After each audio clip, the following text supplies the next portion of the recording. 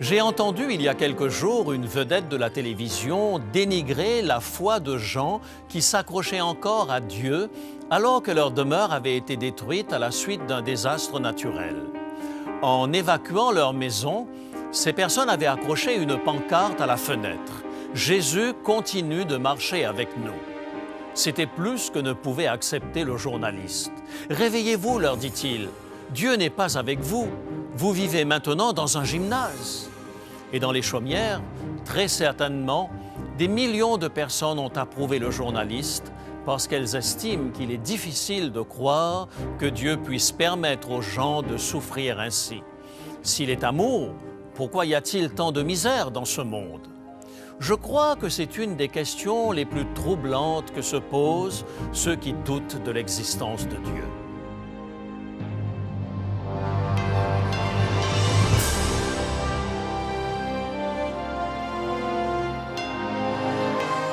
Elle a résisté à l'épreuve du temps. La Bible, le livre de la révélation, est toujours d'actualité dans le monde complexe d'aujourd'hui. Voici, il est écrit. C'est un message de foi et d'espérance que vous présente maintenant José Élysée.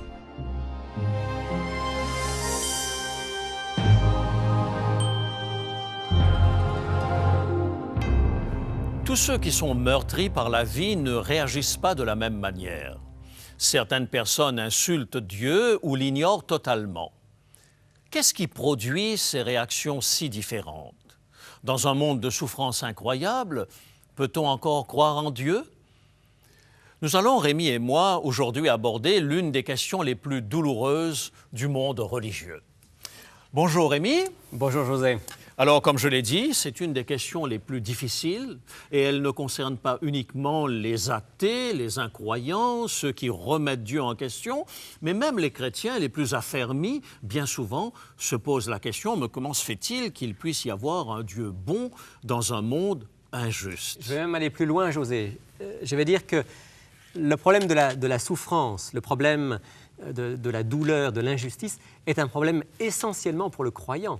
Pour celui qui ne croit pas en Dieu, pour celui qui pense qu'on est là par hasard, ça fait simplement partie de ces hasards de l'univers, mais aucun problème, j'allais dire, au niveau de la compréhension, sur le plan philosophique. C'est la faute à pas de chance. Exactement. Tandis que pour le croyant, alors effectivement, la souffrance est un vrai problème, parce que si Dieu est bon, pourquoi est-ce qu'on a un monde avec tellement d'injustice, tellement de...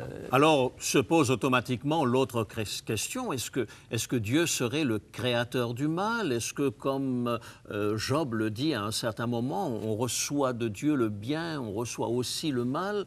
Je crois qu'il y a là quelque chose qui mériterait que l'on approfondisse un petit peu. Alors, je crois qu'aujourd'hui, ce qu'on va faire, c'est surtout laisser la parole à la Bible, qui est notre guide dans toutes nos questions importantes par rapport à Dieu. Et effectivement, la Bible va nous montrer que le mal ne vient pas de Dieu. Et on pourrait lire ensemble quelques textes, José, je pense... Tu es catégorique. Le mal ne vient pas de Dieu. Non, non. Et nous pouvons l'affirmer à partir de la Bible. Le mal est une déformation de ce que Dieu a créé et qui était bon au départ. Ça, c'est la grande affirmation biblique. Le mal n'a pas d'existence en tant que tel. On ne peut pas dire que le mal serait une création. Le mal, c'est une déformation du bien, un petit peu comme une cellule cancéreuse. C'est en fait au départ une cellule qui est saine, mais qui va virer et devenir une cellule maligne. Cela me rappelle une phrase que j'avais lue dans un ouvrage du professeur George Staveney, lorsqu'il avait fait un essai sur le problème du mal. Et il disait que le mal, c'est l'absence de bien. Et je crois qu'il avait pris une image. Si dans une peinture, on enlève un carré d'un morceau, imaginons la Joconde, je n'ai rien ajouté à la peinture. Mais j'ai complètement détruit l'œuvre. Mais j'ai complètement détruit l'œuvre, effectivement. Alors, justement, donc ça ne serait pas une création non. de Dieu, mais une absence, au contraire, de la présence de Dieu, si on peut dire. Et une déformation. Et donc la Bible nous dit qu'à l'origine, il y a un être qui a fait le choix de se détourner de Dieu et que l'origine du mal est en fait une origine extraterrestre dans le monde des anges, On veut parler bien sûr de Lucifer, qui est devenu Satan, l'adversaire de Dieu. Alors, je t'ai coupé dans ton élan tout à l'heure parce que tu disais qu'il y avait de nombreux textes qui nous permettaient d'appuyer celui-là. Est-ce qu'on peut déjà démarrer avec un de ces textes? Je te propose de lire d'abord un texte dans l'Évangile selon Luc, au chapitre 10. Évangile selon Luc, au chapitre 10. Oui. Et au verset 18. Et le verset 18. Luc, chapitre 10, et le verset 18. Jésus leur dit: « Je voyais Satan tomber du ciel comme un éclair. » Alors, ce verset est juste là pour nous montrer que dans cette vision que Jésus a, Satan tombe du ciel, c'est l'ange déchu. C'est celui qui au départ était un être bon. Lucifer a été créé comme un chérubin, dit la Bible, donc un être qui était très proche de Dieu, extrêmement beau, extrêmement sage, avec beaucoup de responsabilités. Et à un moment, il s'est corrompu, il était déchu. Et effectivement, la Bible va le présenter. Alors, est-ce que je peux me faire son avocat? Oui, vas-y, l'avocat du diable. Parce que dans le livre de la Genèse, il n'est pas présenté de cette manière-là. Je le vois simplement comme sous la forme d'un serpent, oui, je crois, qui se présente à Ève. Alors, est-ce qu'il y a quelque chose d'autre, d'autres versets qui confirment ce que tu dis? Il faut rappeler à nos téléspectateurs que le problème du mal est un problème antérieur à la création de la Terre. Au moment où Dieu crée la Terre, dans le monde extraterrestre, c'est-à-dire le monde des anges, le mal existe déjà. Et on peut lire un certain nombre de textes qui nous montrent effectivement qu'une partie des anges a suivi Satan dans cette rébellion contre Dieu. Je te propose quelques textes. Parfait. Dans l'Ancien comme dans le Nouveau Testament, par exemple dans le livre de l'Apocalypse, au chapitre 12, on a un texte important. 12. Et donc, on peut lire avec nos téléspectateurs là au moins 2 ou 3 versets, les versets 7 à 9. Versets 7 à 9. Et il y eut guerre dans le ciel. Michel et ses anges combattirent contre le dragon, et le dragon et ses anges combattirent, mais ils ne furent pas les plus forts, et leur place ne fut plus trouvée dans le ciel. Et il fut précipité, le grand dragon, le serpent ancien, appelé le diable et Satan, celui qui séduit toute la terre.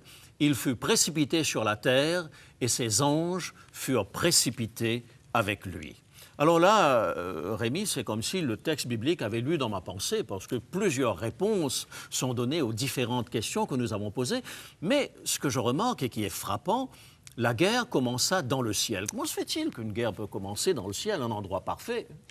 Alors, effectivement, c'est la question qu'on se pose et on n'a pas la réponse absolue à cela. Mais dans un monde qui est effectivement un monde parfait, Dieu avait créé des êtres qui étaient des êtres à son image. Et quand dans la Bible on dit qu'un être est créé à l'image de Dieu, comme l'être humain par exemple dans la Genèse, ça implique un certain nombre de choses.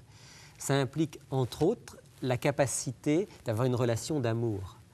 Or, José, je pense que tu seras d'accord avec moi pour dire que je ne peux pas aimer si je ne suis pas libre. C'est sûr. Aimer implique de pouvoir dire non. Oui, j'imagine une situation. Bon, tu as 2 filles. Et puis imagine que par un coup de baguette magique, tu puisses leur donner la possibilité de faire exactement ce que tu veux, c'est-à-dire au moment que tu leur demandes de le dire, qu'elles puissent dire « Papa, je t'aime » ou au moment où tu veux qu'elles fassent leur devoir. Il y a des moments où ce serait bien pratique. Hein. Je ne peux pas dire que je le souhaiterais, mais... Oui. Mais en fait, c'est vrai. Tout parent, je pense, rêve à un moment à cette médecine spéciale. Mais en fait... je vois que derrière cela, tu ne serais certainement pas heureux d'avoir des enfants qui soient des robots. Mais ça couperait toute relation profonde d'amour, parce qu'en fait, à partir du moment où on est obligé de dire oui et d'aller dans le sens de ce qui nous est imposé, il n'y a plus de liberté, il n'y a plus de relation d'amour choisie. Est-ce pour cela que la Bible dit que Dieu a créé l'homme à son image? Est-ce que cette notion de liberté, de libre arbitre a à voir avec? L'homme, l'être humain, comme les anges, Lucifer et les autres, sont capables de pouvoir être en relation librement et sans qu'à aucun moment Dieu ne dise « ben voilà, je te manipule, je te contrôle comme une marionnette ». Lucifer, d'après la Bible, à un moment, a utilisé cette liberté pour corrompre l'amour que Dieu avait mis en lui. On pourrait dire que l'orgueil, puisqu'on va lire un texte qui montre que le principal problème de Lucifer, c'était l'orgueil au départ, c'est comme une corruption de l'amour légitime de soi-même, de l'estime légitime de soi-même. Et tu es en train de dire que l'orgueil serait en quelque sorte à la racine même du péché, de la séparation d'avec Dieu? à l'origine même du problème du mal et probablement à l'origine de la plupart de nos problèmes sur cette terre. Si seulement nous pouvions laisser de côté notre ego qui toujours veut être en avant, il y aurait beaucoup moins de conflits, il y aurait beaucoup moins de guerres et on serait dans un monde bien, bien différent. Mais la guerre a commencé dans le ciel avec l'orgueil. Déjà, sur nos autoroutes, on circulerait avec moins de tension et de pression si on pouvait laisser notre ego, parce qu'on s'identifie trop souvent en notre voiture. Certainement, certainement. Alors, tu parlais d'un texte? Oui, on pourrait lire un ou deux textes. Je pense par exemple à Ésaïe chapitre 14. Ésaïe chapitre 14. Versets 12 à 14. Ésaïe chapitre 14 et les versets 12 à 14. Te voilà tombé du ciel, astre brillant, fils de l'aurore. Tu es abattu à terre, toi le vainqueur des nations. Tu disais en ton cœur, je monterai au ciel, j'élèverai mon trône au-dessus des étoiles de Dieu, je m'assiérai sur la montagne de l'assemblée, à l'extrémité du septentrion, je monterai sur le sommet des nues, je serai semblable au Très-Haut. Alors là, très beau texte, entièrement d'accord, mais par contre, est-ce que vraiment le texte précise qu'il s'agit de Satan? Alors, c'est vrai que lorsqu'on prend le contexte d'Ésaïe 14, il est question ici d'une prophétie sur le roi de Babylone. Maintenant, José, tu sais comme moi que dans plusieurs textes de la Bible, il y a une première application, en l'occurrence ici, Dieu dit au roi de Babylone qu'il est arrogant, mais il y a souvent une autre application derrière. Reprenons un exemple. Tu parlais tout à l'heure du serpent dans le jardin d'Éden. Il y avait bien un serpent physique dans ce jardin. Mais le texte d'Apocalypse 12 que nous avons lu tout à l'heure a identifié derrière le serpent celui qui tirait les ficelles, à savoir Satan. Oui. Et il faudra attendre le livre de l'Apocalypse pour l'entendre dire clairement. Exactement, exactement. Mais la Bible explique la Bible. Tout à fait. Alors, de la même manière, ici, c'est d'abord effectivement le roi de Babylone dont il est fait mention, mais derrière le roi de Babylone, celui, là encore, qui tire les ficelles derrière le roi de Babylone, eh bien, c'est Satan lui-même, dont il est dit que dans son cœur, il s'est dit « Je monterai jusqu'au ciel, j'élèverai mon trône jusqu'à Dieu ». Et on trouve le même message dans le livre du prophète Ézéchiel. Peut-être qu'on peut lire un verset ensemble. Bien sûr, bien sûr. Alors, Ézéchiel, chapitre 28. Chapitre 28. Et le verset 17 serait le plus clair. Et le verset 17. Ton cœur est devenu arrogant à cause de ta beauté, tu as corrompu ta sagesse par ta splendeur, je te jette par terre, je te livre en spectacle au roi. Donc on voit bien ici que le problème initial, c'est bien l'arrogance de Lucifer. Et d'ailleurs, dans le contexte, il est question du roi de Tyr, mais là aussi, on voit bien que derrière le roi de Tyr, il s'agit de Lucifer, de Satan. Alors, on va essayer de voir dans quel verset par exemple, verset 12 et 13, par exemple. Verset 12 et 13, allons-y. Fils de l'homme, prononce une complainte sur le roi de Tyr, tu lui diras « Ainsi parle le Seigneur l'Éternel, tu mettais le sceau à la perfection, tu étais plein de sagesse, parfait en beauté. » Ah, là, ça devient très intéressant. Tu étais en Éden. Et on sait très bien que le roi de Tyr n'était pas dans le jardin d'Éden. Exactement. Donc, clairement, ici, derrière le roi de Tyr, c'est Lucifer dont il est fait mention. Alors, CQFD, il s'agit bien de Satan derrière le roi de Tyr, derrière le roi de Babylone. Et ce qu'on vient de dire là, José, est fondamental.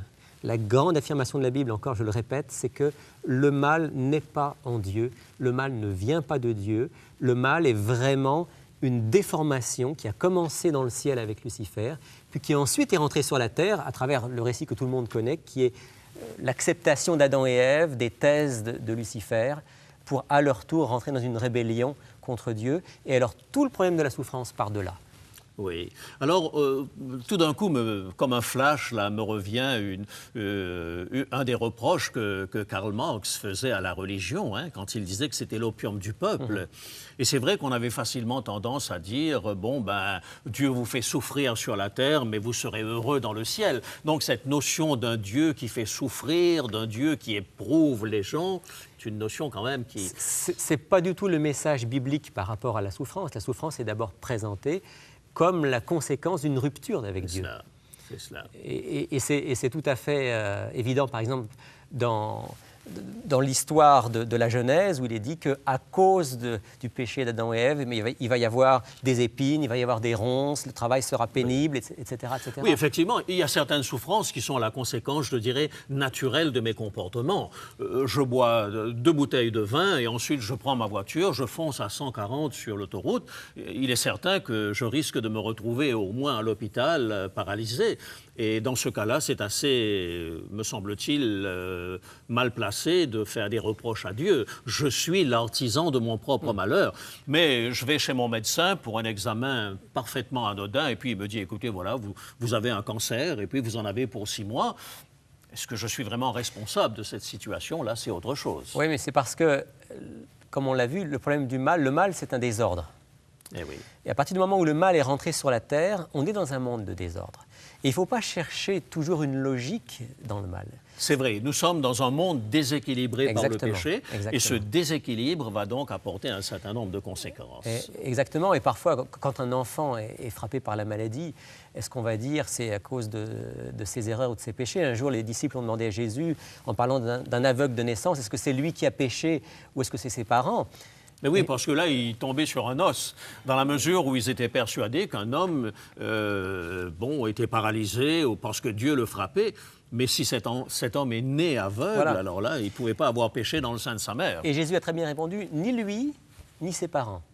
Mais, c'est là tout le génie du Christ, il a dit, cette maladie va servir à la gloire de Dieu, pour montrer la puissance de Dieu. Mais c'est ni lui, ni ses parents. Autrement dit, quantité de souffrances sur cette terre sont liées simplement au fait que le mal est rentré dans l'univers, il est rentré sur la terre, et à partir de là, il y a toutes sortes de désordres que Dieu lui-même ne peut pas maîtriser, parce que c'est comme un cancer qui se développe de manière anarchique. Oui. Mais je crois que c'est extrêmement important ce que tu dis, Rémi, parce que bien souvent des familles sont profondément troublées lorsque un membre de la famille tombe malade, ou même un enfant qui a un accident, se fait écraser par une voiture ou autre. Et la première réaction, c'est de dire, mais Seigneur, pourquoi? Où était Dieu? Comment? Où était Dieu? Mais oui, où était Dieu à ce moment-là? Comment tu n'as pas protégé mon enfant? Alors je crois que là, en précisant qu'il n'a pas forcément un lien entre ce déséquilibre apporté par le péché et une intervention volontaire de Dieu, c'est rassurant, me semble-t-il. C'est extrêmement important pour comprendre le caractère de Dieu. Dieu n'est pas celui qui a envoyé tout le mal sur la terre. Dieu doit maintenant, et c'est peut-être là qu'il faudrait qu'on s'arrête un petit peu plus à partir de textes bibliques, Dieu est maintenant celui qui, dans un monde où le mal est rentré, dans un monde où le péché est là, dans un monde où ce désordre de la souffrance, de la douleur est quotidien, Dieu dit, maintenant, moi, je vais venir dans ce monde-là pour permettre aux hommes de tenir bon, d'avoir un espoir, et donc de pouvoir continuer à vivre, d'aller vers le chemin de la vie éternelle. Bien, alors nous avons abordé le problème du libre arbitre, c'est maintenant plus clair. Sans liberté de choix, nous ne sommes pas des créatures, mais nous ne sommes que des robots. Nous avons également abordé cette question importante, Dieu n'est pas l'auteur du mal, mais à un certain moment, un être créé par Dieu parfait a choisi volontairement un autre chemin. Alors, une troisième idée, parce que sur mon contrat d'assurance, je ne suis pas assuré contre les acts of God, contre les actes de Dieu. Alors là, j'aimerais bien savoir les catastrophes naturelles, les inondations qui frappent en ce moment le centre des États-Unis, le tremblement de terre qui a touché la Chine et puis encore des sécheresses par ailleurs.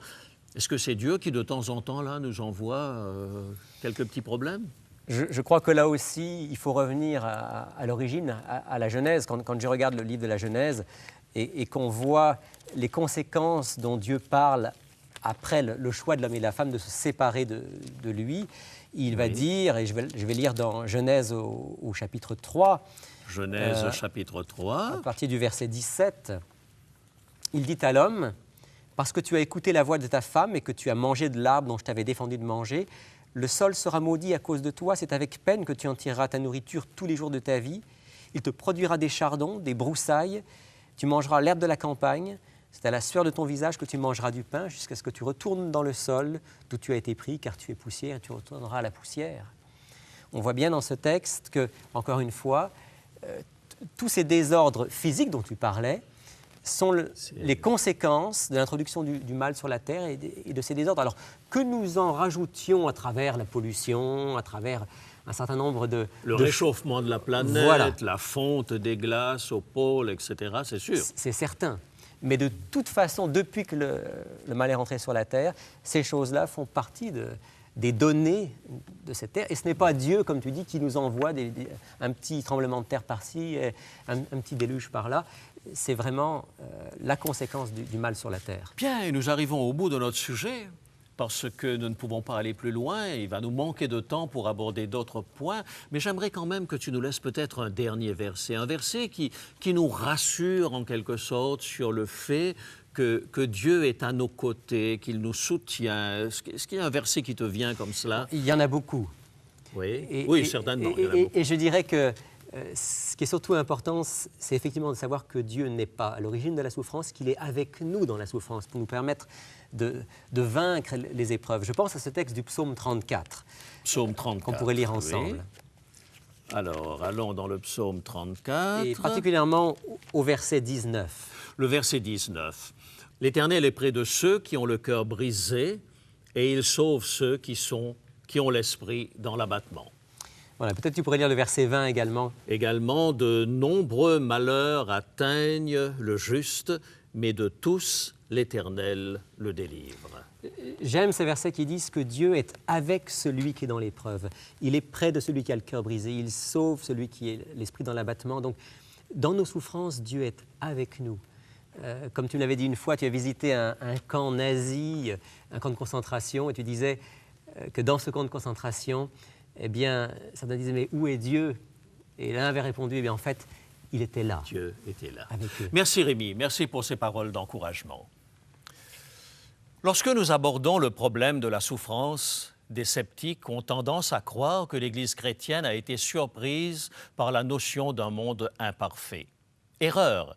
Même un survol rapide de la Bible ne laisse aucun doute sur le fait que les personnages bibliques étaient aussi des êtres qui ont souffert et qui étaient bien conscients de ce que représente la souffrance.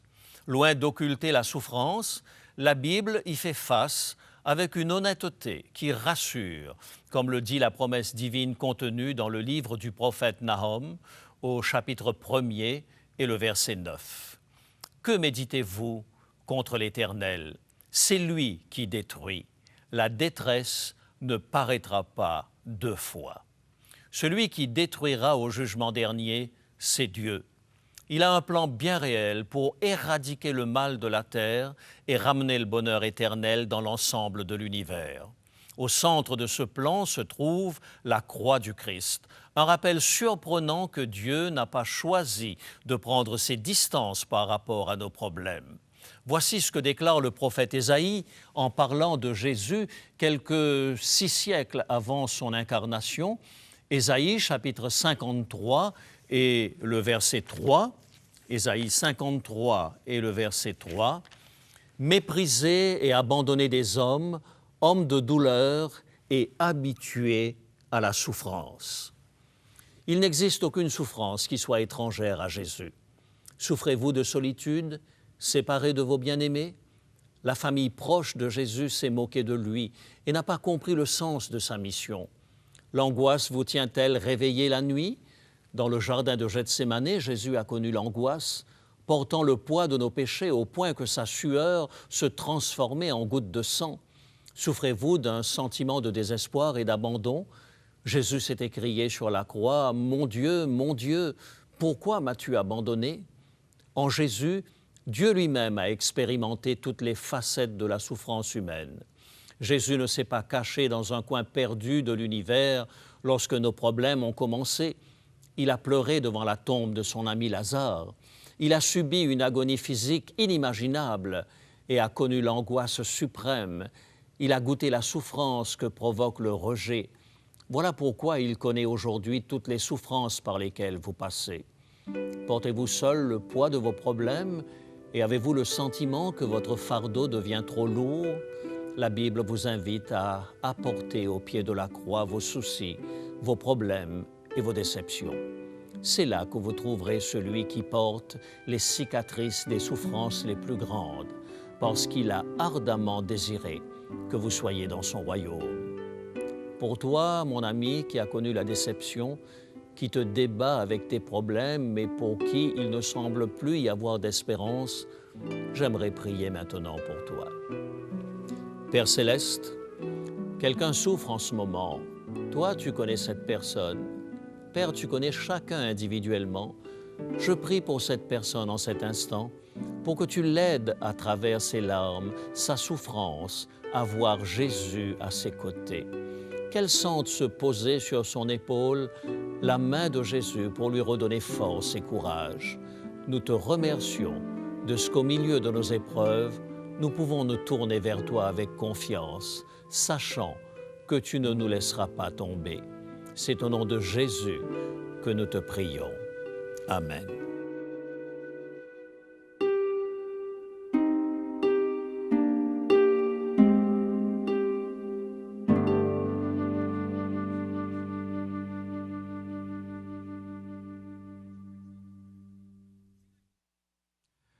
Alors, Rémi, as-tu quelque chose à nous proposer aujourd'hui comme offre du jour? Bien sûr, José, comme chaque semaine, l'équipe d'Il est écrit propose un petit livret, en l'occurrence, qui va permettre de poursuivre la réflexion sur la question de l'origine du mal et des solutions que Dieu nous propose. Oui, quelque chose de pas trop compliqué quand même, Non, parce non. que l'origine du mal, c'est un sujet absolument abstrait, mais quelque chose d'abordable, d'accessible à tout le monde. Dans ce petit livret qui s'intitule donc « L'origine du mal », les grandes questions sont traitées de manière très simple et très profonde. Et tous nos téléspectateurs peuvent le recevoir pour seulement 3 $. Si vous aussi, vous voulez recevoir votre exemplaire de ce petit livret intitulé « L'origine du mal », il vous suffit de nous le demander en nous écrivant, en nous téléphonant, nous envoyant un courriel. Nous nous ferons un plaisir de vous le faire parvenir. Dans ces quelques pages, vous trouverez des explications simples, mais qui vous permettront de bien comprendre pourquoi Dieu n'est pas l'origine du mal, pourquoi il est celui qui nous accompagne tout au long de notre chemin, et quelle est l'espérance qu'il nous propose. Alors, écrivez-nous, téléphonez-nous, demandez votre exemplaire de ce livret « L'origine du mal » pour seulement 3 $. Voici maintenant comment nous joindre. Pour demander l'offre du jour, composez maintenant le 514-729-3515 pour la région de Montréal ou utilisez notre ligne sans frais 1-866-729-3515 si vous êtes de l'extérieur de Montréal. Il est possible que toutes nos lignes soient occupées au moment de votre appel. Dans ce cas, composez à nouveau. Mentionnez clairement le titre de l'offre demandée et parlez lentement afin que nous puissions bien noter vos noms, adresses et numéros de téléphone. Je vous rappelle que vous pouvez vous procurer pour une somme modique les DVD, cassettes vidéo et audio de nos émissions.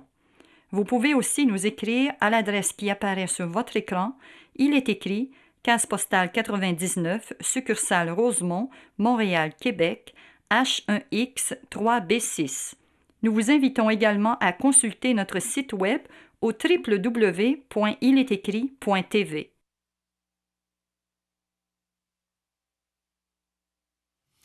Merci Rémi, je pense que l'équipe de Gisèle attend maintenant de pied ferme ceux qui vont passer une commande du livre que tu proposes. Nous l'espérons. Et donc, le moment est venu maintenant de nous quitter. Mais d'ici la semaine prochaine, souvenez-vous, il est écrit « L'homme ne vivra pas de pain seulement, mais de toute parole qui sort de la bouche de Dieu ».